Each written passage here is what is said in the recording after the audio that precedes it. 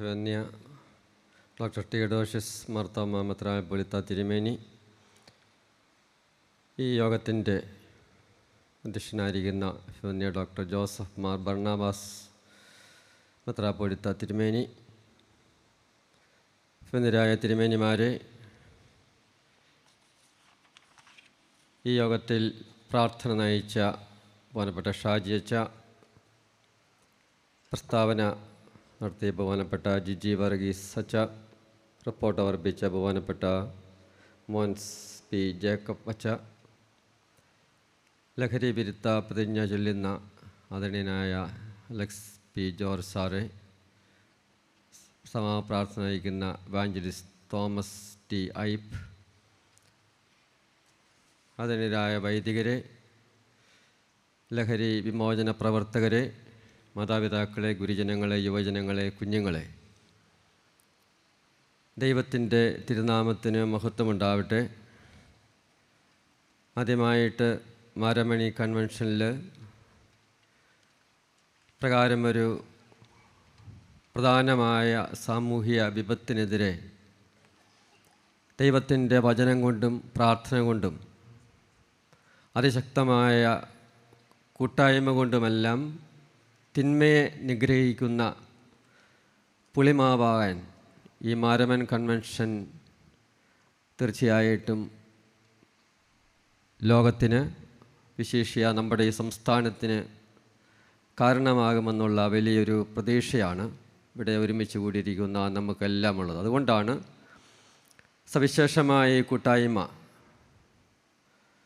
ലഹരി വിമുക്ത മേഖലയിൽ പ്രവർത്തിക്കുന്ന എല്ലാവരെയും ഒരുമിച്ച് കൂട്ടി ദൈവത്തിൻ്റെ ശക്തിയോടുകൂടി ഈ തിന്മയ്ക്കെതിരായിട്ട് പോരാടുക. അത് ദൈവത്തിൻ്റെ വിജയമാണ്, ദൈവരാജ്യക്രമത്തിൻ്റെ സ്ഥാപനവുമാണ്. പിന്നെ തിരുമേനി ബർണബാസ് തിരുമേനി പറയുകയുണ്ടായി, 100% സാക്ഷരതയുള്ള ഒരു സംസ്ഥാനമാണ് നമ്മുടേത്. ഇവിടെ ഞാൻ ഒരു കണക്ക് പറയുകയാണ്. മലയാളിയുടെ മുഖ്യ ഭക്ഷണമായ അരിക്ക് കേരളം ചെലവിടുന്നത് പ്രതിവർഷം 3500 കോടി രൂപയാണ്. എന്നാൽ മദ്യത്തിനാകട്ടെ കേരളം പ്രതിവർഷം ചെലവിടുന്നത് 10,000 കോടിയിലേറെ രൂപയാണ്. നമ്മുടെ മുഖ്യ ഭക്ഷണമായ അരിക്ക് ചെലവിടുന്നതിൻ്റെ എത്രയോ ഇരട്ടി തുകയാണ് മദ്യത്തിനായിട്ട് നമ്മുടെ കേരളം ചെലവിട്ടുകൊണ്ടിരിക്കുന്നത്. മദ്യ ഉപയോഗം ഇന്ത്യയിൽ ഏറ്റവും കൂടുതലുള്ള സംസ്ഥാനമായിട്ട് കേരളം മാറിയിരിക്കുകയാണ്. സാക്ഷരതയിൽ ഒന്നാമതായ ഈ സംസ്ഥാനത്തിന് എന്താണ് സംഭവിച്ചുകൊണ്ടിരിക്കുന്നത്? രാജ്യത്ത് ഉൽപ്പാദിപ്പിക്കുന്ന മദ്യത്തിൻ്റെ 16% കുടിച്ചു തീർക്കുന്നത് നമ്മളാണ്, മലയാളികൾ. മദ്യക്കുപ്പിയുടെ എല്ലാം പുറത്ത് നിയമപരമായിട്ടുള്ള മുന്നറിയിപ്പ് നൽകിയിട്ടുണ്ട്. എന്താണ് അതിലെഴുതിയിരിക്കുന്നത്? മദ്യപാനം ആരോഗ്യത്തിന് ഹാനികരം. സിഗരറ്റ് വലി, പുകവലിയൊക്കെ ഉണ്ടായിരുന്ന, വളരെ പ്രചാരത്തിലിരുന്ന കാലഘട്ടത്തിലും ഇപ്രകാരം മുന്നറിയിപ്പുണ്ടായിരുന്നു. ഇന്ന് പൊതുസ്ഥലങ്ങളിൽ പുകവലിയെല്ലാം നിരോധിച്ചിട്ടുണ്ട്. പുകവലിക്കുന്നവരുടെ എണ്ണവും വളരെ കുറഞ്ഞിട്ടുണ്ട്. എന്നാൽ ഇത് നമുക്കൊരു പാഠമായിട്ടെടുത്ത് മുന്നോട്ടുള്ള നമ്മുടെ പ്രയത്നങ്ങളിലൊക്കെ വിജയം നേടാനായിട്ട് നമുക്ക് സാധിക്കും. ഒരു കാലഘട്ടത്ത് പുകവലി ഇല്ലാതായിത്തീരുമെന്ന് കരുതാൻ പറ്റാത്ത വിധത്തിൽ ശക്തമായിരുന്നു. എന്നാൽ അതിനെ ഒക്കെ തോൽപ്പിക്കുന്ന വിധത്തിൽ ഇന്ന് ലഹരിയുടെ സ്വാധീനം നമ്മുടെ കുട്ടികളിലും യുവജനങ്ങളിലുമെല്ലാം വ്യാപകമായിട്ട് വന്നിരിക്കുകയാണ്. അപ്പോൾ വൈദ്യശാസ്ത്രം തന്നെ ആരോഗ്യത്തിന് ഹാനികരമെന്ന് പറയുന്ന ഈ ലഹരിയുടെ ഉപയോഗം എങ്ങനെയാണ് നമുക്ക് പ്രോത്സാഹിപ്പിക്കാനായിട്ട് സാധിക്കുന്നത്? വളരെ വ്യക്തമായിട്ട് ദൈവത്തിൻ്റെ വചനം റിപ്പോർട്ടിൽ ഭംഗിയായിട്ട് പറഞ്ഞ് നമ്മളെ പഠിപ്പിക്കുന്നുണ്ട്. 1 കൊറിന്ത്യൻസ് 3:16-17 വചനങ്ങൾ നിങ്ങൾ ദൈവത്തിൻ്റെ മന്ദിരമെന്നും ദൈവത്തിൻ്റെ ആത്മാവ് നിങ്ങളിൽ വസിക്കുന്നുവെന്നും അറിയുന്നില്ലയോ? ദൈവത്തിൻ്റെ മന്ദിരം നശിപ്പിക്കുന്നവനെ ദൈവം നശിപ്പിക്കും. ദൈവത്തിൻ്റെ മന്ദിരം വിശുദ്ധമാണ്, നിങ്ങളും വിശുദ്ധ മന്ദിരമാണ്. ഈ ഒരു സത്യം ഉൾക്കൊള്ളാനായിട്ട് സാധിക്കുമ്പോൾ നമ്മെ തന്നെ ഇല്ലാതാക്കുന്ന, അശുദ്ധമാക്കുന്ന ലഹരിയുടെ ഉപയോഗം നമ്മുടെ ജീവിതത്തിൽ, നമ്മുടെ കുടുംബങ്ങളിൽ, സമൂഹങ്ങളിൽ പൂർണ്ണമായിട്ടും ഇല്ലാതായി തീരണമെന്നുള്ളത് എല്ലാ മനുഷ്യരുടെയും ആഗ്രഹമാണ്. ലഹരി ഉപയോഗിക്കുന്നവരുടെ പോലും ഉള്ളിൻ്റെ ഉള്ളിൽ ഇതിൽ നിന്നൊരു മോചനം ആഗ്രഹിച്ച് അവർ കാത്തിരിക്കുന്നുണ്ട്. എന്നാൽ അവർക്ക് സാധിക്കുന്നില്ല, കാരണം രോഗികളായിട്ട് അവർ മാറിക്കഴിഞ്ഞു. നമ്മുടെ രാഷ്ട്രപിതാവ് മഹാത്മജി പറഞ്ഞൊരു കാര്യമുണ്ട്,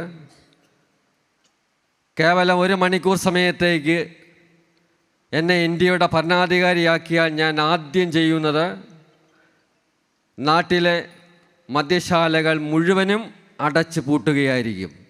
ഇത് നമ്മുടെ രാഷ്ട്രപിതാവ് പറഞ്ഞതാണ്. ഇത് ഒരു രാജ്യത്തെക്കുറിച്ച് പ്രതീക്ഷയുള്ള ഒരു വ്യക്തിയുടെ കാഴ്ചപ്പാടാണ്.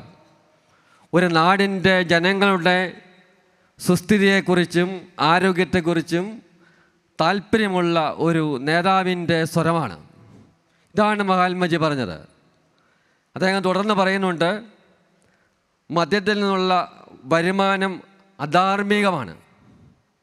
മദ്യ വ്യവസായം മോഷണത്തെയും വ്യഭിചാരത്തെക്കാൾ മാരകമായ പാപമാണ്.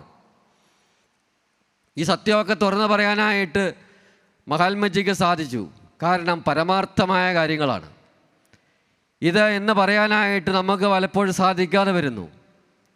പ്രകാരം മദ്യ വ്യവസായം എന്നുള്ളത് മോഷണത്തെക്കാളും വ്യഭിചാരത്തെക്കാളും എല്ലാം കടുത്ത പാപമാണ് എന്ന കാര്യം ഈ വ്യവസായത്തിൽ ഏർപ്പെട്ടിരിക്കുന്നവരോടെല്ലാം നമ്മൾ പറയണം.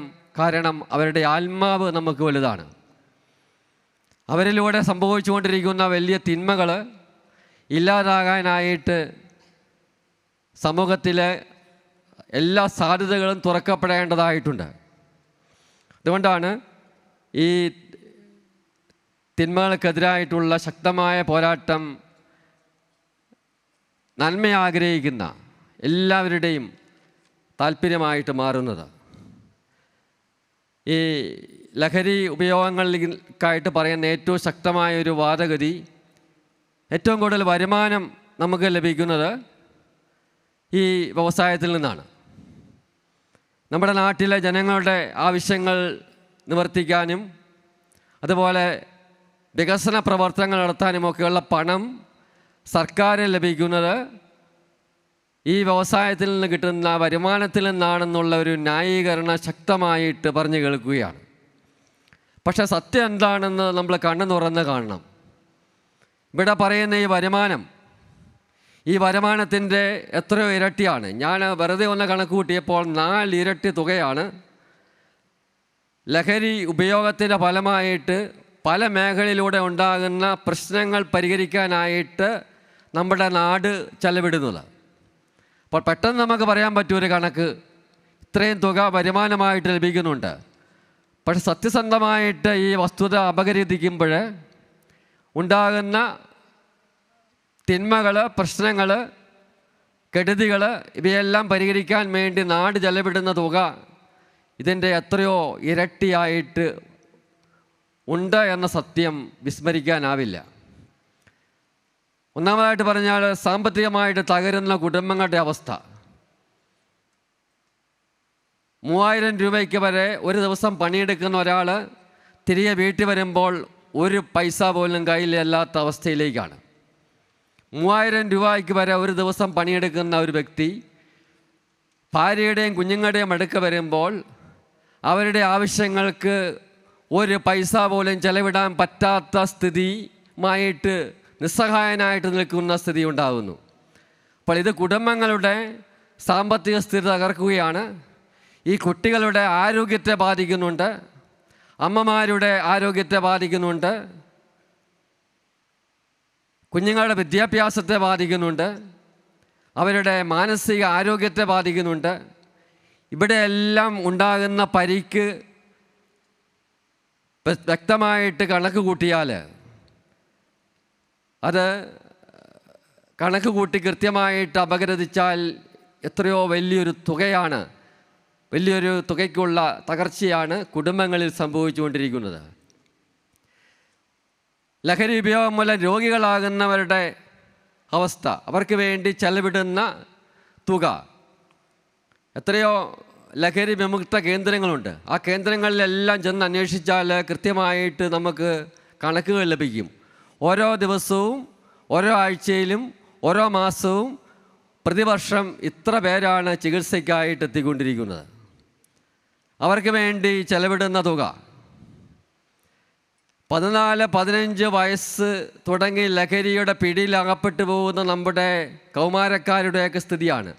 ഇവർ വളർന്നു വന്ന് നാടിന് ഇവരുടെ ബുദ്ധിയും ശക്തിയും ഒക്കെ ലഭിക്കേണ്ടതാണ്. എന്നാൽ അതൊന്നും ലഭിക്കാതെ പോകുന്ന അവസ്ഥ ആരും കണക്ക് കൂട്ടുന്നില്ല. നമ്മുടെ ഈ കുഞ്ഞുങ്ങൾ 14-15 വയസ്സ് മുതൽ അവരെ ലഹരിക്ക് അടിമപ്പെട്ട് ഒന്നും ചെയ്യാൻ സാധ്യമല്ലാത്ത ഒരു സമൂഹ രോഗിയായിട്ട് മാറുമ്പോൾ അത് സമൂഹത്തിന്, നാടിനുണ്ടാകുന്ന ഭാരം, വീടുകൾക്ക് സംഭവിക്കുന്ന ഭാരം, ഇപ്പോൾ പറയുന്നത് 10% മുകളിലേക്ക് എത്തിയിരിക്കുകയാണ് കൗമാരക്കാരുടെ ഇടയിൽ ലഹരി ഉപയോഗിക്കുന്ന അവസ്ഥ. അതായത് 100 കൗമാരക്കാരിൽ 10 പേര് ഏതെങ്കിലും തരത്തിലുള്ള ലഹരിയിലേക്ക് ഉപയോഗിക്കുന്ന ഒരു സ്ഥിതി നമ്മുടെ നാട്ടിൽ ഉണ്ടായി വന്നിരിക്കുന്നു. അപ്പോൾ ഈ 10 പേര്, അതായത് 10% പേര് അവരുടെ ജീവിതത്തിൽ സംഭവിക്കുന്ന വലിയ അപജയം, അവർ വളർന്ന് വീടിനും നാടിനുമെല്ലാം തണലാകേണ്ടവരാണ്. എന്നാൽ അവരൊരു ബാധ്യതയായിട്ട് മാറുകയാണ്. ഈ 10% ബാധ്യത കണക്ക് കൂട്ടിയാൽ വരുമാനത്തിൻ്റെ എത്രയോ അധികമാണെന്ന സത്യം എല്ലാവരും വിസ്മരിക്കുകയാണ്. ഇതൊന്നും ആരും കണക്ക് കൂട്ടുന്നില്ല. ഇതേപ്പറ്റി ചിന്തിക്കാനായിട്ട് ആരും തയ്യാറാകുന്നില്ല. അല്ലെങ്കിൽ ബോധപൂർവം ഇക്കാര്യങ്ങൾ വിസ്മരിക്കുകയാണ്. അതെല്ലാം മാറ്റി സംസാരിക്കുകയാണ്. അപ്പോൾ രോഗികളായി തീരുമ്പോൾ രാഷ്ട്രത്തിന് അവരുടെ സേവനം ലഭിക്കുന്നില്ല. 10% പേര് രോഗികളായിട്ട് മാറുമ്പോൾ അവരിൽ നിന്ന് ലഭിക്കേണ്ട സേവനമുണ്ട്, അത് നഷ്ടപ്പെട്ടു പോകുന്നു. അത് കണക്ക് കൂട്ടാനായിട്ട് നമുക്ക് കഴിയണ്ടേ? അതുപോലെ അവർ ഭാരമായിട്ട് മാറുമ്പോൾ അവരെ സംരക്ഷിക്കാൻ വേണ്ടിയിട്ട് ഒരു നാട് ചെലവിടുന്ന തുകയെ സംബന്ധിച്ച് ചിന്തിക്കാനായിട്ട് കഴിയണ്ടേ? അപ്പോൾ ഈ അവസ്ഥയെല്ലാം ഇന്ന് ഒരു സത്യമായിട്ടും പരമാർത്ഥമായിട്ടും നമ്മുടെ മുമ്പിലുണ്ട്. മദ്യപാനം കുടുംബ സമാധാനം തകർക്കുന്നു. സമാധാനമില്ലാത്ത സ്ഥിതി ഒരു കുടുംബത്തിലുണ്ടാകുമ്പോൾ ആ കുടുംബത്തിൽ ഉള്ള വ്യക്തികൾ, പ്രത്യേകിച്ച് കുട്ടികൾ, വളരുന്ന പ്രായമാണ്. അവർ സമാധാനമില്ലാത്തൊരവസ്ഥയിൽ അനുഭവിക്കുന്ന മുറിവുകൾ വളർന്നു വരുമ്പോൾ ആർക്കും പരിഹരിക്കാൻ സാധിക്കാത്ത വിധത്തിലുള്ള മാനസിക വൈകാരിക പ്രശ്നങ്ങളായിട്ടത് വരികയാണ്. അപ്പോൾ ഈ കാര്യങ്ങളൊക്കെ എങ്ങനെയാണ് സമൂഹം കൈകാര്യം ചെയ്യാനായിട്ടിടയാകുന്നത്? അപ്പോൾ ഈ തിന്മകളൊക്കെ അനുവദിച്ചു കൊടുക്കുമ്പോൾ നമ്മുടെ കുടുംബങ്ങളിലെ ഹാപ്പിനെസ് ഇൻഡെക്സ് ഗുരുതരമായ രീതിയിൽ തകർന്നു പോവുകയാണ്. സമൂഹത്തിലും അത് തന്നെ സംഭവിക്കുകയാണ്. 100% സാക്ഷരതയുള്ള നമ്മുടെ നാട് സമാധാനമില്ലാത്ത ഒരവസ്ഥയിലേക്ക് വരുന്നു, സുരക്ഷിതത്വമില്ലാത്ത അവസ്ഥയിലേക്ക് വരുന്നു. ഇവിടെ നിന്ന് യുവജനങ്ങളും കുട്ടികളുമെല്ലാം വൻതോതിൽ മറ്റ് സ്ഥലങ്ങളിലേക്ക് പൊയ്ക്കൊണ്ടിരിക്കുകയാണ്. കാരണം ഇവിടെ ഹാപ്പിനെസ് ഇൻഡെക്സ് എന്നുള്ളത് പാലിക്കപ്പെടാൻ ഇടയാകുന്ന യാതൊരു സാഹചര്യവും ഇല്ലാത്ത അവസ്ഥയിലേക്ക് വന്നിരിക്കുന്നു. ഒരു ഹാപ്പിനെസ് ഉണ്ടെങ്കിൽ അവിടെ പോസിറ്റീവ് തിങ്കിങ് ഉണ്ടാകുന്നുള്ളൂ, ക്രിയേറ്റീവ് തിങ്കിങ് ഉണ്ടാകുന്നുള്ളൂ. ഇതൊക്കെ ഒരു കുടുംബത്തിൽ, സമൂഹത്തിലൊക്കെ ഉണ്ടാവണം. നമ്മുടെ നാട്ടിൽ കാര്യമായ യാതൊരു വ്യാവസായിക വളർച്ച ഉണ്ടാകുന്നില്ല, കാർഷിക വളർച്ച ഉണ്ടാകുന്നില്ല, പുതിയ സംരംഭങ്ങൾ ഉണ്ടാകുന്നില്ല. എന്താ കാരണം? ക്രിയേറ്റീവ് തിങ്കിങ് സാധ്യമല്ലാത്ത രീതിയിൽ അടയ്ക്കപ്പെട്ട ഒരു സാഹചര്യം ഉണ്ടായിരിക്കുകയാണ്. പോസിറ്റീവായിട്ട് ചിന്തിച്ച് ഒരു കാര്യം ചെയ്യാൻ പറ്റാത്ത അവസ്ഥയിലേക്ക് നമ്മുടെ സാഹചര്യങ്ങൾ വന്ന് ഭവിച്ചിരിക്കുകയാണ്. ഇവിടെ ഡിസ്ട്രക്റ്റീവ് തിങ്കിങ് വളരുകയാണ്. അപ്പോൾ ഇതെല്ലാം ലഹരിയുടെ ഉപയോഗം വഴിയായിട്ട് നാട്ടിൽ സംഭവിച്ചുകൊണ്ടിരിക്കുന്ന കാര്യങ്ങളാണ്. എന്തുകൊണ്ടാണ് ചുമതലപ്പെട്ടവർ ഈ വസ്തുതകളുടെ നേരെ കണ്ണടയ്ക്കുകയും ഇവയെപ്പറ്റി ഗൗരവമായൊരു പഠനം നടത്താൻ തയ്യാറാകുകയും ചെയ്യാതിരിക്കുന്നത്? മദ്യപാനം, ലഹരി ഉപയോഗം ഇതെല്ലാം ജോലി ചെയ്യുന്നതിന് തടസ്സമായിട്ട് നിൽക്കുകയാണ്. മനുഷ്യൻ്റെ മാനസിക ശാരീരിക ഫിറ്റ്നസ് ഗൗരവമായിട്ട് തകർന്നു പോവുകയാണ് ലഹരിയുടെ ഉപയോഗം മൂലം. അപ്പം ഇതെല്ലാം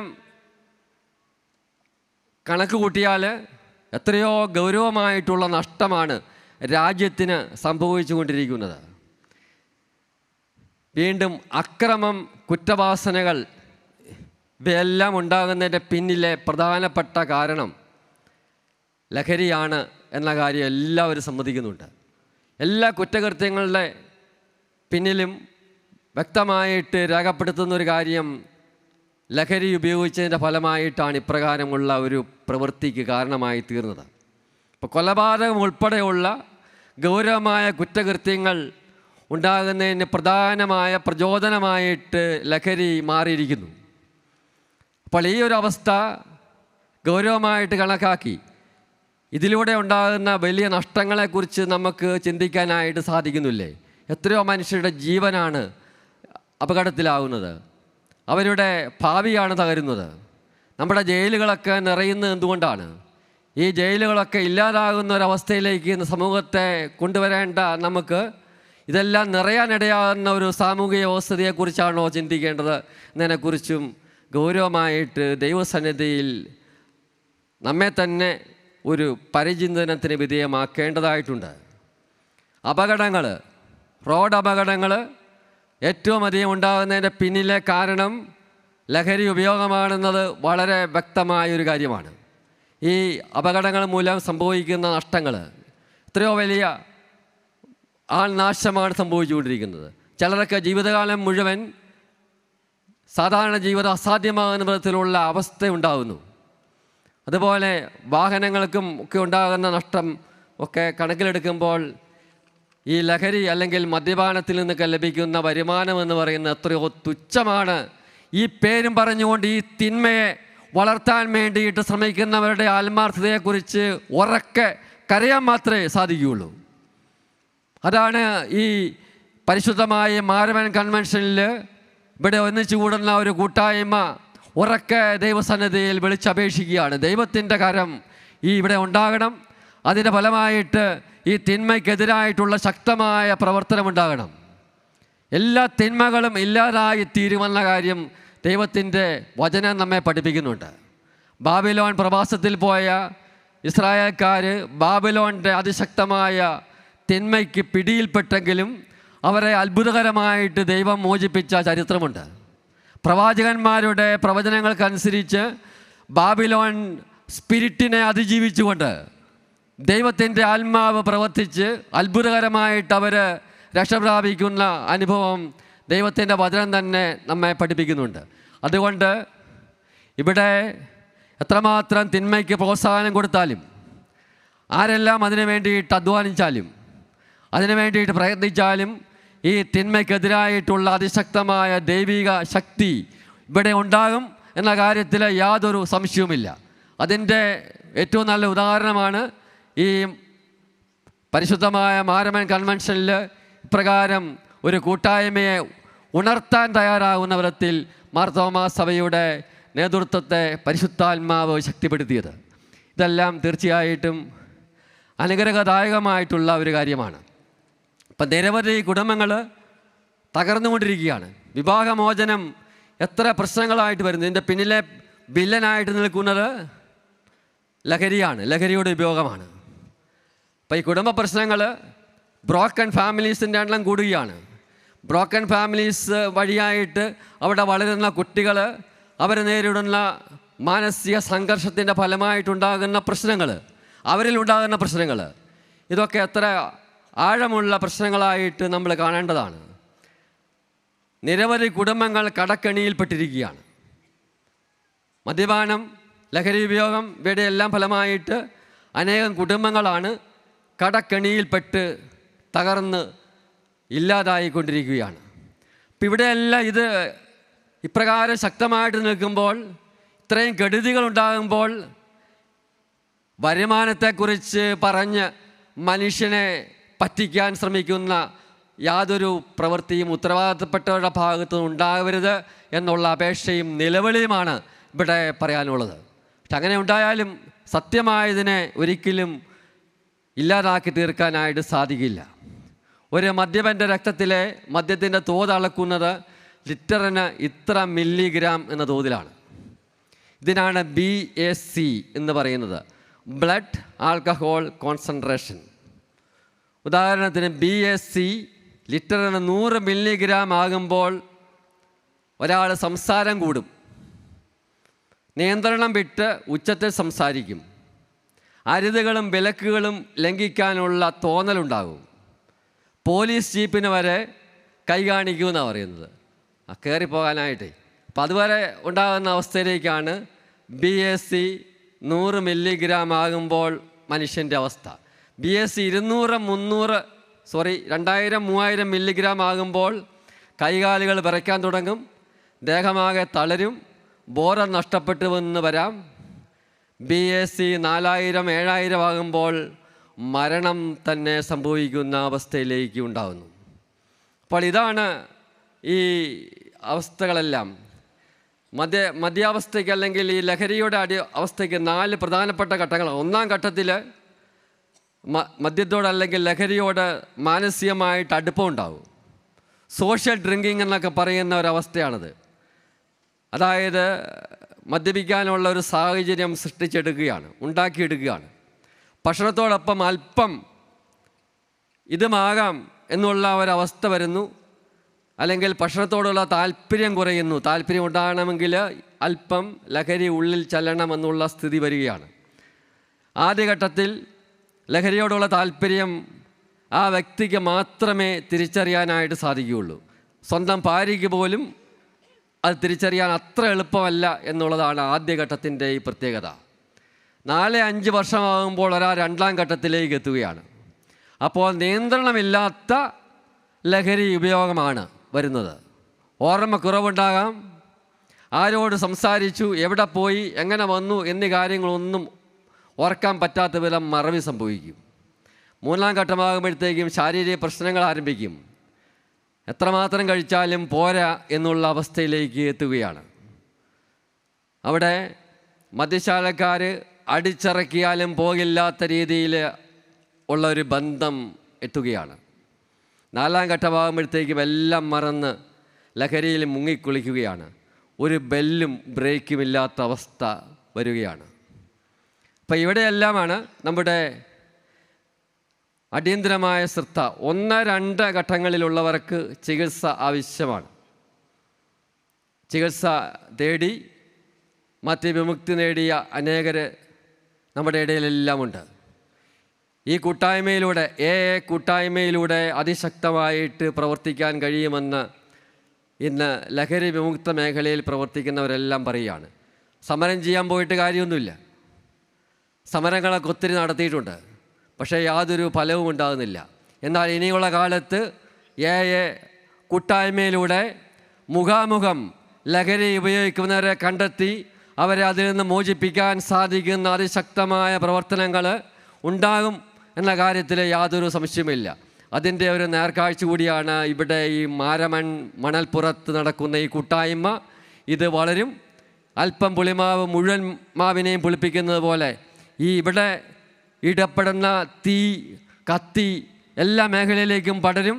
അത് മുഖാമുഖം ഈ തിന്മയ്ക്ക് അടിമപ്പെട്ടവരെ, രോഗികളായിരിക്കുന്നവരെ രക്ഷിക്കാൻ വേണ്ടിയിട്ടുള്ള അതിശക്തമായിട്ടുള്ള കൂട്ടായ്മയായിട്ട് വളരും എന്ന കാര്യത്തിൽ യാതൊരു സംശയവുമില്ല. 1 കൊറിന്ത്യൻസ് 6:10 ദൈവത്തിൻ്റെ വചനം നമ്മൾ വായിക്കുന്നുണ്ട്. മദ്യപൻ ദൈവരാജ്യം അവകാശമാക്കുകയില്ല. റോമാലേഖനം 13:13 പകലിന് യോജിച്ച വിധത്തിൽ പെരുമാറാം. സുഖലോലുപതയിലോ മദ്യലഹരിയിലോ അവിഹിതവേഴ്ചയിലോ വിഷയാസക്തിയിലോ കലഹങ്ങളിലോ അസൂയയിലോ വ്യാപരിക്കരുത്. വീണ്ടും ഗലാത്യ ലേഖനം 5:19-21 വചനം മദ്യപാനത്തിലും മധുരോത്സവങ്ങളിലും ഈ ദൃശ്യപ്രവർത്തികളിലും ഏർപ്പെടുന്നവർ ദൈവരാജ്യം ഒരിക്കലും അവകാശപ്പെടുകയില്ല. വിശുദ്ധ ലൂക്കാ സുവിശേഷത്തിൽ 21:34 സുഖലോലുപത, മദ്യാസക്തി എന്നിവയിൽ നിങ്ങളുടെ മനസ്സ് ദുർബലമാകുകയും ആ ദിവസം ഒരു കെണി പോലെ നിങ്ങളുടെ മേൽ വന്ന് വീഴുകയും ചെയ്യാതിരിക്കുവാൻ ശ്രദ്ധിക്കുവിൻ. വിശുദ്ധ മത്തായി സുവിശേഷം 13:47-49 ദൈവരാജ്യം, സ്വർഗരാജ്യം എല്ലാത്തരം മത്സ്യങ്ങളെ ശേഖരിക്കാൻ കടലിൽ എറിയപ്പെട്ട വലയ്ക്ക് തുല്യമാണ്. വല നിറയുമ്പോൾ അവർ അത് കരയ്ക്ക് വലിച്ചു കയറ്റി അവർ അവിടെ ഇരുന്ന് നല്ല മത്സ്യങ്ങൾ പാത്രങ്ങൾ ശേഖരിക്കുന്നു, ചീത്ത മത്സ്യങ്ങൾ പുറത്തേക്ക് എറിഞ്ഞു കളയുകയും ചെയ്യുന്നു. യുഗാന്ത്യത്തിലും ഇതുപോലെ സംഭവിക്കും. പ്രിയമുള്ളവരെ, അറിഞ്ഞും അറിയാതെയും തിന്മയിൽപ്പെട്ട് വട്ടം കറങ്ങി ആത്മനാശം സംഭവിക്കുന്ന അനേകരെ പറ്റിയുള്ള വലിയൊരു നൊമ്പരം നമ്മുടെ മനസ്സിനെ ശക്തമാക്കണം, ശക്തമായിട്ട് പിടികൂടണം. ലഹരിക്ക് അടിമപ്പെട്ട ഒരു മനുഷ്യൻ കഴിയുമ്പോൾ അവനെ രക്ഷിക്കാനുള്ള ഒരു തീവ്രമായ ആഗ്രഹവും അഭിലാഷവും നമ്മുടെ മനസ്സിലുണ്ടാവണം. അതിനുവേണ്ടി ആ വ്യക്തിയെ ആക്ഷേപിക്കുകയല്ല, ആ വ്യക്തിയെ കുറ്റപ്പെടുത്തുകയല്ല, മറിച്ച് കൂടെ നിന്ന് ബലപ്പെടുത്തി രക്ഷിക്കുക എന്നുള്ള ദൗത്യമാണ് ക്രൈസ്തവ ദൗത്യമെന്ന് പറയുന്നത്. അത് ദൈവം നമ്മെ ഏൽപ്പിച്ചിരിക്കുന്ന ദൗത്യമാണ്. അതുകൊണ്ടാണ് ഈ വലിയ സുവിശേഷ വചന പ്രഘോഷണ മേഖലയിൽ ഏറ്റവും കാലിക പ്രാധാന്യമുള്ള ഒരു തിന്മയ്ക്കെതിരായ പോരാട്ടത്തിന് മാർത്തോമാ സഭ നേതൃത്വം കൊടുത്ത് ഈ ചിന്തയിലേക്ക് നമ്മെ എല്ലാം ഉണർത്തുന്നത്. അതുകൊണ്ട് ദൈവരാജ്യം നേടാനിടയാകുന്ന, തിന്മയ്ക്ക് കാരണമാകുന്ന അല്ലെങ്കിൽ ആത്മനാശത്തിനിടയാകുന്ന, ദൈവത്തിൻ്റെ ആലയത്തെ അശുദ്ധമാക്കുന്ന ഒരു പ്രവൃത്തി ചെയ്യാനായിട്ട് ആരും തയ്യാറാകാൻ പാടില്ല. വളരെ പ്രധാനമാണ്. സുഭാഷിതങ്ങൾ 23, 29, 35 വചനങ്ങളിൽ കാണുകയാണ്. ദുരിതവും ദുഃഖവും കലഹവും ആവലാതിയും ആർക്കാണ് അകാരണമായ മുറിവുകൾ? ആരുടെ കണ്ണാണ് ചുവന്ന് കലങ്ങിയത്? മദ്യം കുടിച്ച് സമയം പോക്കുന്നവർക്കും മദ്യം കലർത്തി രുചി പരീക്ഷിക്കുന്നവർക്കും തന്നെ. ചഷകങ്ങളിൽ മദ്യം ചെമ്മന്ന് തിളങ്ങി കവിഞ്ഞൊഴുകുന്നത് നോക്കിയിരിക്കരുത്. അവസാനം അത് പാമ്പിനെ പോലെ കടിക്കുകയും അണലിയെപ്പോലെ കുത്തുകയും ചെയ്യും. അപ്പോൾ നീ വിചിത്ര കാഴ്ചകൾ കാണുകയും വികടത്വം ജൽപ്പിക്കുകയും ചെയ്യും. നീ നടുക്കടലിൽ അകപ്പെട്ടവനെ പോലെയും പാമരത്തിൻ്റെ മുകളിൽ തൂങ്ങിക്കിടക്കുന്നവനെ പോലെയും ആയിത്തീരും. നീ പറയും, അവർ എന്നെ അടിച്ചു, എനിക്ക് വേദനിച്ചില്ല. അവർ എന്നെ പ്രഹരിച്ചു, എനിക്കേറ്റില്ല. ഞാൻ എപ്പോഴാണ് ഉണരുക? ഞാൻ ഇനിയും കുടിക്കും. ഇതാണ് സുഭാഷിതങ്ങളുടെ പുസ്തകത്തിലൂടെ ദൈവം നൽകുന്ന ഒരു കാഴ്ചയാണ്. എന്താണ് ഈ തിന്മ എത്രമാത്രം ഗൗരവമായിട്ട് നമ്മുടെ ഇടയിൽ നിൽക്കുകയാണ്. റോമാലേഖനം 13:11-14 ഇതെല്ലാം ചെയ്യുന്നത് കാലത്തിൻ്റെ പ്രത്യേകത അറിഞ്ഞു വേണം. നിദ്ര വിട്ട് ഉണരേണ്ട സമയമാണ്, മണിക്കൂറാണല്ലോ ഇത്.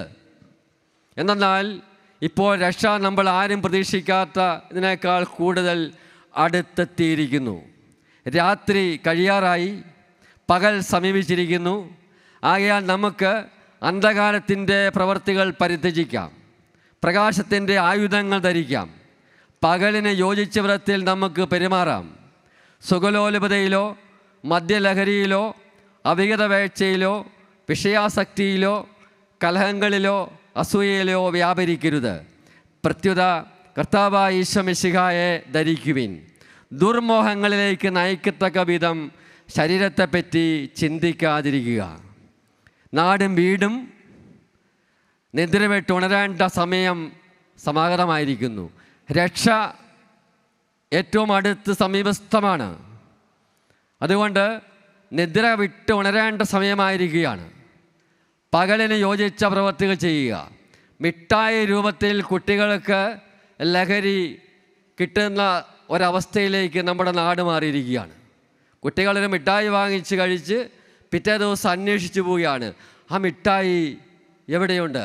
കിട്ടിയില്ലെങ്കിൽ അവൻ അസ്വസ്ഥനാണ്. ഗ്ലാസ്സിൽ പോലും കയറാറ് എവിടെയാണത് കിട്ടുന്നത് നോക്കി അന്വേഷിച്ചു പോകുന്ന വിധത്തിൽ വലിയൊരു പിടുത്തം തിന്മയുടെ ലഹരിയുടെ ഉപയോഗം വഴി ഉണ്ടാവുകയാണ്. അപ്പോൾ ഇത് വഴിയായിട്ട് വലിയൊരു പൈശാചിക സ്വാധീനമാണ്. പൈശാചികമായ ഒരു സ്വാധീനമാണ്, ഒരു പിടുത്തമാണ് ഇതിലൂടെ എല്ലാം സംഭവിച്ചുകൊണ്ടിരിക്കുന്നത്. ഈ പൈശാചിക പ്രവൃത്തിയെ അതിജീവിക്കാനായിട്ട് കഴിയണം. പ്രിയപ്പെട്ടവരെ, ഞാൻ ഈ അടുത്ത നാളുകളിൽ കഴിഞ്ഞ ഒരു വർഷത്തിനുള്ളിൽ ഉണ്ടായൊരു സംഭവം കൂടി നിങ്ങളുടെ ശ്രദ്ധയിൽപ്പെടുത്തുകയാണ്. കേരളത്തിന് പുറത്ത് പ്രൊഫഷണൽ കോളേജുകളിൽ പഠിക്കുന്ന 4 യുവാക്കളെ മാതാപിതാക്കൾ വളരെ രഹസ്യമായിട്ട് എൻ്റെ അടുക്കൽ കൊണ്ടുവന്നു. 4 ചെറുപ്പക്കാർ, 19-21 വയസ്സിനിടയിൽ പ്രായമുള്ളവരാണ് ഈ 4 പേരും. 4 പേരും കൂട്ടുകാരാണ്, ഒരേ കോളേജിൽ പഠിക്കുന്നവരാണ്. ഇപ്പോൾ അവരെ കൊണ്ടായിരിക്കുന്ന പ്രശ്നം, അവർ പഠിക്കുന്ന കോളേജിലൊരു കുട്ടിയെ 4 പേര് കൂടി തല്ലിയത് നാട്ടുകാരനാണ്, മറുനാട്ടുകാരൻ. നമ്മളിവിടെ കുട്ടികൾ മറുനാട്ടിൽ പോയി പഠിക്കുകയാണ്, ആ നാട്ടുകാരനാണ് തല്ലിയത്. അതുകൊണ്ട് തന്നെ അവിടെ നാട്ടുകാർ സംഘടിച്ചു ഇവരെ എങ്ങനെയെങ്കിലും ഉപദ്രവിക്കാനായിട്ടുള്ള കാര്യങ്ങളൊക്കെ ആയി. കോളേജിൽ നിന്ന് ഇവരെ സസ്പെൻഡ് ചെയ്തു. മാതാപിതാക്കന്മാർ ഓടിയെത്തി അവരെ തിരിച്ച് നാട്ടിലേക്ക് കൊണ്ടുവന്നു. അപ്പോഴാണ് അറിയുന്നത് എന്താണ് ഈ സംഭവം. 4 പേരും നല്ല കുട്ടികളാണ്, നല്ല നിലയിൽ പരീക്ഷ പാസ്സായി പോയവരാണ്. അവരെപ്പറ്റി നാട്ടിൽ ആരും ഒരു തെറ്റും പറയാനിടയാത്തവർ നല്ല കുട്ടികളാണ്, നല്ല കുടുംബത്തിലുള്ളവരാണ്, നല്ല സാമ്പത്തിക സ്ഥിതിയുള്ളവരാണ്. ഈ കുട്ടികൾക്കാണ് ഈ അവസ്ഥ ഉണ്ടായിരിക്കുന്നത്. അപ്പോൾ അവരെ വളരെ രഹസ്യമായിട്ടാണ്, നാട്ടിലറിഞ്ഞു കഴിഞ്ഞാൽ മാതാപിതാക്കൾക്കും കുടുംബത്തിനും വലിയ ഷോക്കാണ്. അതുകൊണ്ട് അവർ രഹസ്യമായിട്ട് ഈ സ്ഥിതിയിൽ ഇവരെ കൊണ്ടുവന്നു. ഈ ഒരു അവസ്ഥയിലേക്ക് പോകാനിടയായെന്ന് കാരണം 4 പേരും മയക്കുമരുന്ന് ഉപയോഗം ആരംഭിച്ചു കൊണ്ടിരിക്കുകയാണ്, ഏതാനും വർഷങ്ങളായി. അപ്പോൾ ഈ ഒരു അവസ്ഥയിലാണ് ഈ 4 ചെറുപ്പക്കാർ. എനിക്ക് അവരെ നേരിൽ കണ്ടപ്പോൾ വലിയ ദുഃഖമുണ്ടായി. നല്ല ഓമനത്വമുള്ള 4 ചെറുപ്പക്കാർ, നല്ല ആരോഗ്യമുള്ളവർ, നല്ല സൗന്ദര്യമുള്ളവർ, എത്രയോ വലിയ കാര്യങ്ങൾ ഭാവിയിൽ അവരിലൂടെ സംഭവിക്കാവുന്നതാണ്. പക്ഷേ ഇന്നവർ നിസ്സാരെ പോലെ, ഒന്നും ചെയ്യാൻ സാധിക്കാത്തവരെ പോലെ നമ്മുടെ മുമ്പിലിരിക്കുകയാണ്. ഒന്നും പറയാൻ സാധിക്കുന്നില്ല, ഒന്നും ചെയ്യാൻ സാധിക്കുന്നില്ല. അങ്ങനെ നല്ല ഊർജ്ജസ്വലരായിരുന്ന ഈ ചെറുപ്പക്കാർ ഇതുപോലെയായി മാറിയിരിക്കുകയാണ്. അവർ ഒന്നും ചെയ്യാൻ പറ്റാത്ത അവസ്ഥയിലെത്തിയിരിക്കുകയാണ്. ദൈവകൃപയിൽ ഇവരുടെ മാതാപിതാക്കന്മാർ, ഇവരുടെ ബന്ധുമിത്രങ്ങളെല്ലാം, അറിയാവുന്നവരെല്ലാം വലിയൊരു കൂട്ടായ്മ, പ്രാർത്ഥനയുടെ കൂട്ടായ്മയിൽ ഇവരെ ചികിത്സാ കേന്ദ്രത്തിലേക്ക് വിട്ടു. പ്രിയപ്പെട്ടവരെ, 6 മാസത്തെ ചികിത്സയും പ്രാർത്ഥനയും ബലം നൽകലും എല്ലാത്തിൻ്റെയും ഫലമായിട്ട് ഇന്ന് ഈ കുട്ടികൾ 4 പേരും സാധാരണ ജീവിതത്തിലേക്ക് തിരിച്ചു വന്നിരിക്കുന്നു എന്നുള്ള വലിയ സന്തോഷമുണ്ട്. ദൈവത്തിൻ്റെ പ്രവൃത്തിയാണത്. അവരെ രക്ഷിക്കാനായിട്ട് കഴിയുന്നു എന്നുള്ളത് ദൈവത്തിൻ്റെ വലിയൊരു പ്രവൃത്തിയാണ്. അത് സാധിച്ചത് ഇവർ ആദ്യ ഘട്ടത്തിലേക്ക് വന്നപ്പോൾ തന്നെ ഇങ്ങനെയൊരു സംഭവം ഉണ്ടാവുകയും അറിയുകയും ചെയ്തുകൊണ്ടാണ്. എന്നാൽ കൂടുതൽ അപകടകരമായ രീതിയിലേക്ക് മാറിയിരുന്നെങ്കിൽ ഒരുപക്ഷെ അത്ര പെട്ടെന്ന് ഇവർക്ക് മോചനം സാധിക്കുമാരുമില്ല. പക്ഷെ ഇത് ഇന്ന് പല കുട്ടികളും മാതാപിതാക്കന്മാരും എല്ലാം നേരിടുന്ന പ്രശ്നങ്ങളാണ്. മാതാപിതാക്കന്മാരുടെ കണ്ണുനീര് ധാരാളം കാണുന്ന ഒരു വ്യക്തി എന്ന നിലയിൽ ഞാൻ പറയുകയാണ്. ചെറുപ്പക്കാർ, മക്കൾ കഷ്ടപ്പെട്ട് വളർത്തി അവരെക്കുറിച്ച് വലിയ പ്രതീക്ഷയുള്ളപ്പോൾ ഇതുപോലെ ലഹരി ഉപയോഗത്തിൻ്റെ ഫലമായിട്ട് ഈ കുഞ്ഞുങ്ങൾ വാടിക്കരിയുമ്പോൾ കണ്ണുനീര് ഉയർത്തുന്ന മാതാപിതാക്കന്മാരുടെ എല്ലാം വേദനയും നൊമ്പരവും അതെല്ലാം നമ്മുടെ തന്നെ നൊമ്പരമാണ്, നമ്മുടെ വേദനയാണ്, നമ്മുടെ ദുഃഖമാണ്. അപ്പോൾ ഈ ഒരു സ്ഥിതിയിൽ വളരെ ഗൗരവത്തോടുകൂടി ഈ തിന്മയ്ക്കെതിരായിട്ട് പോരാടാൻ നമുക്ക് കഴിയണം. അതുവഴി ഇവരെ ചികിത്സാ കേന്ദ്രങ്ങളിലേക്കുമെല്ലാം ഇന്ന് ധാരാളം ലഹരി വിമുക്ത കേന്ദ്രങ്ങളുണ്ട്. എന്നാൽ അവിടെ എത്തുന്നവരിൽ തന്നെ എല്ലാവരും രക്ഷിക്കാൻ പറ്റാത്ത അവസ്ഥയുണ്ട്. എന്നാൽ 50-60% വരെയൊക്കെ രക്ഷപ്പെടുത്താൻ സാധിക്കുമെന്നുള്ളതാണ് ഈ വിമുക്തി കേന്ദ്രങ്ങളിലുള്ളവരുടെ എല്ലാം സാക്ഷ്യമായിട്ട് വരുന്നത്. അതുകൊണ്ട് തന്നെ വലിയൊരു ദൈവാനുഗ്രഹമാണ്. അപ്പോൾ ഈ തിന്മയ്ക്കെതിരായിട്ട് ശക്തമായിട്ട് നമുക്ക് പോരാടാം. വിശുദ്ധ മർക്കോസിൻ്റെ സുവിശേഷത്തിൽ ഈശോ പറയുന്നുണ്ട് 9:29, പിശാച് ബാധിച്ച ബാളിനെ സുഖപ്പെടുത്തിക്കൊണ്ട് ഈശോ പറഞ്ഞു, പ്രാർത്ഥന കൊണ്ടല്ലാതെ മറ്റൊന്നുകൊണ്ടും ഈ വർഗം പുറത്തു പോവില്ല.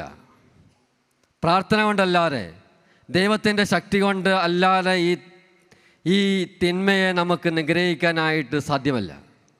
ഗലാത്യ ലേഖനം 5:16, ഞാൻ നിങ്ങളോട് പറയുന്നു, ആത്മാവിൻ്റെ പ്രേരണ അനുസരിച്ച് വ്യാപരിക്കുവിൻ, ജഡമോഹങ്ങളെ ഒരിക്കലും തൃപ്തിപ്പെടുത്തരുത്. അപ്പോൾ ഇന്ന് ലഹരി വിമുക്ത പ്രവർത്തനങ്ങളിൽ ഏറ്റവും ശക്തമായിട്ട് ഉള്ളത് നമ്മുടെ ഈ കൂട്ടായ്മ തന്നെയാണ്.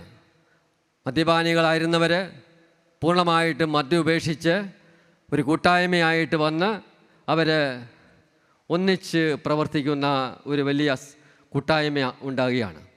മദ്യത്തിൻ്റെ അല്ലെങ്കിൽ ലഹരിയുടെ ലഭ്യത കുറയ്ക്കണം എന്നുള്ളത് എല്ലാ കാലത്തും ശക്തമായിട്ട് ആവശ്യപ്പെട്ടുകൊണ്ടിരിക്കുന്ന കാര്യമാണ്. നമ്മളെ പ്രത്യേകമായിട്ട് നമ്മുടെ ഭരണകർത്താക്കളോടും ജനപ്രതിനിധികളോടുമെല്ലാം നിരന്തരമായിട്ട് നമ്മൾ പറയുന്നൊരു കാര്യമാണ്. എന്തുകൊണ്ടാണ് ഈ തിന്മ ലഹരിയുടെ ലഭ്യത കൂട്ടുന്നത്? അതിന് പറയുന്ന കാരണം ഞാൻ മുൻപ് സൂചിപ്പിക്കുകയുണ്ടായി.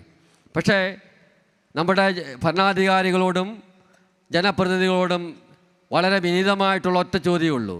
ഈ ജനത്തിൻ്റെ ആരോഗ്യം, സുസ്ഥിരയും നന്മയുമാണോ, നാടിൻ്റെ നന്മയുമാണോ നിങ്ങൾ പ്രധാനമായിട്ട് കരുതുന്നത്? ഈ നാട്ടിൻ്റെ നമ്മുടെ ചെറുപ്പക്കാരുടെ കുട്ടികളുടെ ആരോഗ്യവും അവരുടെ ബുദ്ധിശക്തിയും അവരുടെ ജീവനും അവരുടെ കുടുംബങ്ങളുടെ നന്മയും ഈ നാടിൻ്റെ ഭദ്രതയുമാണോ പ്രധാനമായിട്ട് നിങ്ങൾ കരുതുന്നത് എന്ന ചോദ്യം വിനീതമായിട്ട് എനിക്ക് ചോദിക്കാനുണ്ട്. അതുണ്ടെങ്കിൽ ഈ നാട്ടിലെ ജനങ്ങളുടെ ജീവനാണ് പ്രധാനമെങ്കിൽ, ഈ നാട്ടിലെ ജനങ്ങളുടെ ആരോഗ്യമാണ് പ്രധാനമെങ്കിൽ, ഈ നാടിൻ്റെ കുടുംബങ്ങളുടെ ഭദ്രതയാണ് പ്രധാനമെങ്കിൽ, ഈ നാടിൻ്റെ സുസ്ഥിതിയാണ് പ്രധാനമെങ്കിൽ, ദയവായിട്ട് ഈ ലഹരിയുടെ ലഭ്യത കുറയ്ക്കാനായിട്ടുള്ള നടപടികൾ, സീറോ ലഭ്യതയിലേക്ക് ഇത് കുറച്ചു കൊണ്ടുവരാനായിട്ട് ധൈര്യമായിട്ട് മുന്നോട്ടിറങ്ങി പ്രവർത്തിക്കാൻ തീർച്ചയായിട്ടും നമ്മുടെ ഭരണാധികാരികളും ജനപ്രതിനിധികളും രാഷ്ട്രീയ പാർട്ടികളും എല്ലാം ഒന്നിച്ച് ചേരണം. എങ്കിൽ മാത്രമേ ഈ തിന്മയ്ക്കെതിരായിട്ട് ശക്തമായിട്ട് പോരാടാനായിട്ട് സാധിക്കുകയുള്ളൂ. അതുകൊണ്ട് ജനപ്രതിനിധികളും ഭരിക്കുന്നവരുമെല്ലാം ഇത് നാടിൻ്റെ പ്രശ്നമാണ്, ഇത് ജനങ്ങളുടെ പ്രശ്നമാണ്. ഈ ജനങ്ങളാണ് ഞങ്ങളെ വോട്ട് ചെയ്ത് ജയിപ്പിച്ച് അധികാരത്തിലിരുത്തിയിരിക്കുന്നത്. ഈ ജനങ്ങളുടെ ജീവനാണ് ഞങ്ങൾക്ക് പ്രധാനമെന്ന്, ഈ ജനങ്ങളുടെ ആരോഗ്യമാണ് ഞങ്ങൾക്ക് പ്രധാനം. ഞങ്ങൾക്ക് വോട്ട് ചെയ്ത് ജയിപ്പിച്ച ജനങ്ങളുടെ കുഞ്ഞുങ്ങളുടെ ജീവനാണ് പ്രധാനം എന്ന് പറയാനായിട്ട് ഭരണാധികാരികളെ ജനപ്രതിനിധികളെ സാധിക്കുന്നില്ലേ? തീർച്ചയായിട്ടും സാധിക്കണം. എങ്കിൽ മാത്രമേ അവർ ഈ ജനാധിപത്യത്തെ വളർത്താൻ സഹായിക്കൂ എന്ന കാര്യം വാസ്തവമാണ് നിൽക്കുകയാണ്. അതുകൊണ്ട് ഇത് ബോധവൽക്കരണം എന്നുള്ളത് നടത്തണമെന്നൊക്കെ പലരും പറഞ്ഞ് ഞാൻ കേട്ടിട്ടുണ്ട്. ഒരു വശത്തുകൂടി ബോധവൽക്കരണം നടത്തുകയും മറുവശത്തുകൂടി ഇഷ്ടം പോലെ ലഭിക്കുകയും ചെയ്യുന്ന സാഹചര്യം വന്നാൽ എവിടെയാണ് ബോധവൽക്കരണം നടത്താൻ സാധിക്കുന്നത്? ഇതെല്ലാം നമ്മളെ കളിപ്പിക്കാനും കബളിപ്പിക്കാനും ഒക്കെ ആയിട്ട് മാറാൻ പാടില്ല. ആത്മാർത്ഥമായ ശ്രമം ഉണ്ടാവണം എന്നുള്ളതാണ് നമ്മുടെ എല്ലാം അപേക്ഷയായിട്ടുള്ളത്. ഇതിൻ്റെ കെടുതിയെക്കുറിച്ച് നന്നായിട്ട് അറിയാവുന്നവർ, ഒരു വീട്ടിൽ ഇതിൻ്റെ ഫലമായിട്ട് കെടുതി അനുഭവിച്ചവരുടെ നൊമ്പരം അറിയാവുന്നവർക്കാർക്കും ഈ തിന്മയെ മുന്നോട്ട് കൊണ്ടുപോകാനായിട്ട് സാധ്യമല്ല. പ്രിയപ്പെട്ട ഈ ലഹരി ഉപയോഗിക്കുന്ന അല്ലെങ്കിൽ വ്യവസായം നടത്തുന്ന സഹോദരങ്ങളോട് വിനീതമായ അഭ്യർത്ഥനയോട് നിങ്ങൾ ദയവായിട്ട് പിന്മാറുക. ഒരു കുടുംബത്തിൻ്റെ ഇത് കണ്ണീരിൻ്റെ പണമാണ്, രക്തത്തിൻ്റെ പണമാണ്, അനേകം ജീവൻ വില കൊടുത്ത പണമാണ്. ഈ പണം കൊണ്ടാരും ലോകത്തിൽ ഒന്നും നേടാമെന്ന് വിചാരിക്കേണ്ടതില്ല. ഇത് സത്യമായ കാര്യമാണ്. ഈ പണം കൊണ്ട് ആരും ലോകത്തിൽ എന്തെങ്കിലും നേടാമെന്ന് വിചാരിക്കേണ്ട, അത് നടക്കുകയില്ല. അവരുടെ ജീവിതത്തിൻ്റെ സമാപ്തിക്ക് മുമ്പായിട്ട് തങ്ങളുടെ ഈ തകർന്ന സംസ്കാരത്തെക്കുറിച്ച് അവർക്ക് ചിന്തയുണ്ടാകും, അല്ലെങ്കിൽ അവരത് മനസ്സിലാക്കും. അതുകൊണ്ട് പ്രിയപ്പെട്ടവരെ, ഈ മേഖലയിലുള്ള ക്രൈസ്തവരോട് പ്രത്യേകമായിട്ട് അപേക്ഷ, ദയവായിട്ട് ഈ വ്യവസായ രംഗത്ത് നിന്ന് പിന്മാറുക, മറ്റ് വ്യവസായത്തിലേക്ക് നമുക്ക് പോകാം. ധീരമായിട്ടൊരു കാൽവെപ്പ് നടത്താനായിട്ട് സാധിക്കുക. കാരണം അത് നിങ്ങൾക്കും നിങ്ങളുടെ ആത്മാവിനും കുടുംബങ്ങൾക്കും തലമുറകൾക്കും രക്ഷ നേടാനായിട്ടുള്ള വഴിയാണ്. തലമുറകൾക്ക് രക്ഷ നേടാനുള്ള വഴിയാണ്. അതുകൊണ്ട് ധീരമായിട്ടൊരു തീരുമാനമെടുക്കുക, ഈ വ്യവസായത്തിന് പിന്മാറുക. ഇവിടെ ലഭിക്കുന്ന മെച്ചമല്ല, കെടുതിയാണ്, കെണിയാണ്. അത് കിടക്കയ്ക്ക് കീഴിൽ വച്ചിരിക്കുന്ന വെടിമരുന്നാണ് എന്ന സത്യം തിരിച്ചറിയാൻ നിങ്ങൾക്ക് കഴിയട്ടെ എന്നുള്ളതാണ് ഞങ്ങളുടെ പ്രാർത്ഥന. അതുകൊണ്ട് പ്രിയപ്പെട്ട സഹോദരങ്ങളോട്, ക്രൈസ്തവരായിട്ടുള്ള സഹോദരങ്ങളോട് വിനീതമായിട്ട് അഭ്യർത്ഥിക്കുന്നത്, പിന്മാറാൻ തയ്യാറാകുക ഈ വ്യവസായ മേഖലയിൽ നിന്നെല്ലാം. നമുക്ക് ബോധവൽക്കരണ ശ്രമങ്ങൾ ശക്തമായിട്ട് നടത്തേണ്ടതുണ്ട്. കുട്ടികളെ എല്ലാം ഇതിൻ്റെ അപകടങ്ങളെക്കുറിച്ച് പഠിപ്പിക്കേണ്ടതുണ്ട്. മാതാപിതാക്കന്മാർ വളരെ ബോധപൂർവം ഈ കാര്യങ്ങളെക്കുറിച്ച് നിർണ്ണയിക്കുകയും വിലയിരുത്തുകയും ചെയ്യണം. ക്രൈസ്തവ സഭകൾക്കെല്ലാം സുപ്രധാനമായൊരു കടമയുണ്ട്. എനിക്ക് വളരെ സ്നേഹത്തോടും സന്തോഷത്തോടും ഓർക്കാൻ പറ്റുന്ന കാര്യമാണ്, ടെമ്പറൻസ് മൂവ്മെൻറ്റ് കേരള സംയുക്ത മദ്യവർജന സമിതി, ആ സമിതിയിൽ എല്ലാ ക്രൈസ്തവ സഭകളിലെയും മേലധ്യക്ഷന്മാർ അംഗങ്ങളായിട്ടുണ്ട്. മാർത്തോമാ സഭയിലെ തിരുമേനിമാരെല്ലാം വളരെ ഉത്സാഹത്തോടു കൂടി ഇതിനെ പ്രോത്സാഹിപ്പിക്കുകയും എല്ലാ സഹായവും ചെയ്ത് തരികയും ചെയ്തിട്ടുണ്ട്. അതുപോലെ മറ്റെല്ലാ സഭകളിലുമുള്ള പിതാക്കന്മാർ, തിരുമേനിമാർ ഉത്സാഹത്തോടു കൂടി ഈ പ്രസ്ഥാനത്തോട് സഹകരിച്ചിട്ടുണ്ട്. പക്ഷെ ഞങ്ങളുടെ എല്ലാം നൊമ്പരം എന്ന് പറയുന്നത്, ഈ കാര്യങ്ങളെല്ലാം നടക്കുമ്പോഴും ചുമതലപ്പെട്ടവർ, ഈ നാടിൻ്റെ ഭാവിയെ ഏറ്റവും അധികം കരുപ്പിടിപ്പിക്കേണ്ടവർ ഈ കാര്യത്തിൽ കടുത്ത അലംഭാവം കാണിക്കുന്നു എന്നുള്ള നൊമ്പരമാണ്. അത് തീർച്ചയായിട്ടും വരും കാലങ്ങളിൽ മാറ്റിയെടുക്കാൻ അവർക്ക് കഴിയട്ടെ എന്ന് ഞങ്ങളെല്ലാം പ്രാർത്ഥിക്കുന്നു. ഈ മാരമൺ കൺവെൻഷനിലെ ജനങ്ങളുടെ നെടുവീർപ്പുകൾ, അവരുടെ നൊമ്പരങ്ങളും നിലവിളികളുമാണ് പ്രിയപ്പെട്ട സഹോദരങ്ങളെ, ചുമതലപ്പെട്ടവരെ നിങ്ങളുടെ കാതുകളിലേക്ക് ഉയരുന്നത്. അത് കേൾക്കാൻ നിങ്ങൾക്ക് കഴിയട്ടെ എന്നുള്ള പ്രാർത്ഥനയാണ് ഈ അവസരത്തിൽ ഇവിടെ ഉള്ളത്. ഇപ്രകാരം പിന്മാറുന്ന സഹോദരങ്ങൾ, ഈ വ്യവസായത്തിന് പിന്മാറിയാൽ വിശുദ്ധ ലൂക്കായുടെ സുവിശേഷം 19:9 ഈശോ പറയുന്നുണ്ട് സക്കേവൂസിനോട്, ഇന്ന് ഈ ഭവനത്തിന് രക്ഷ കൈവന്നിരിക്കുന്നു. ഇന്ന് ഈ ഭവനത്തിന് രക്ഷ കൈവന്നിരിക്കുന്നു. മദ്യപാനത്തിൽ നിന്ന് പിന്തിരിയുന്നവരും വ്യവസായത്തിൽ നിന്ന് പിരിയുന്നവരും എല്ലാമായിരിക്കുന്നവർക്ക് ദൈവം നൽകുന്ന വചനമാണ്, ഇന്ന് ഈ ഭവനം നിങ്ങൾ രക്ഷ കണ്ടിരിക്കുന്നു. ആ രക്ഷയിലേക്ക് പ്രവേശിക്കുവാനായിട്ട് കഴിയട്ടെ എന്നുള്ള പ്രാർത്ഥനയാണ്. ഈ കൂട്ടായ്മയിൽ വരാനും പങ്കുവയ്ക്കാനും എല്ലാം സാധിച്ചത് ദൈവാനുഗ്രഹമായിട്ട് ഞാൻ ഓർക്കുകയാണ്. പ്രകാരം ഒരു കൂട്ടായ്മ രൂപപ്പെട്ട് ഇവിടെ വന്ന് ഈ തിന്മയ്ക്കെതിരായിട്ട് ശക്തമായിട്ട് പ്രാർത്ഥിക്കാൻ, ദൈവസന്നിധിയിൽ മധ്യസ്ഥത പ്രാർത്ഥിക്കുവാനായിട്ടും, അതുപോലെ ഇക്കാര്യത്തെക്കുറിച്ച് കൂട്ടായിട്ട് ചിന്തിക്കാനും, ഏറ്റവും പ്രധാനമായിട്ട് കൂട്ടായ്മകളിലൂടെ മുഖാമുഖം ഈ രോഗികളായിരിക്കുന്നവരെ നേരിൽ കണ്ട് രക്ഷിക്കാനുള്ള കരം നീട്ടാനും തയ്യാറാകുന്ന മഹത്തായ ഒരു സംരംഭത്തിന് ആണ് നമ്മളെല്ലാം ഒന്നു ചേർന്നിരിക്കുന്നത്. നമ്മൾ പരസ്പരം കരം പിടിച്ച് ഈ തിന്മയ്ക്കെതിരായിട്ട് രോഗികളായിരിക്കുന്ന നമ്മുടെ സഹോദരങ്ങളെ നമുക്ക് വീണ്ടെടുത്ത് രക്ഷിക്കാം. അതിന് ദൈവം ഈ മാരമൺ കൺവെൻഷനിലൂടെ എല്ലാ അനുഗ്രഹങ്ങളും ചൊരിയട്ടെ എന്ന പ്രാർത്ഥനയോടുകൂടി ദൈവത്തിൻ്റെ തിരുനാമത്തിന് മഹത്വമുണ്ടാകട്ടെ എന്ന് പ്രാർത്ഥിച്ച് ഞാൻ എൻ്റെ വാക്കുകൾ അവസാനിപ്പിക്കുന്നു. ദൈവത്തിന് സ്തുതി.